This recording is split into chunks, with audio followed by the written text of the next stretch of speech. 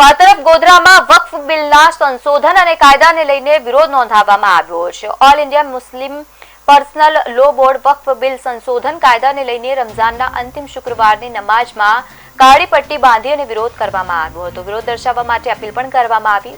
બોર્ડે દેશના તમામ મુસ્લિમોને વક્ફ બિલના વિરોધમાં કાળી પટ્ટી પહેરીને નમાઝ અદા કરવાનું જણાવ્યું હતું। ત્યારે આ સંદર્ભે ગોધરામાં મુસ્લિમ બિરદારોએ જુમ્માની નમાઝ બાદ કાળી પટ્ટી બાંધી અને વક્ફ બિલના સંશોધન કાયદાને લઈને ભારે વિરોધ નોંધાવ્યો।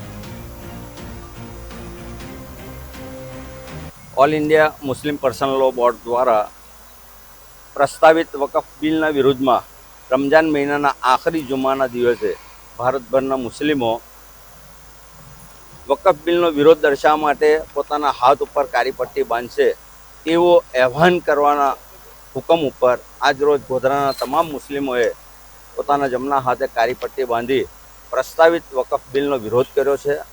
સાથે સાથે ગુજરાત સરકાર દ્વારા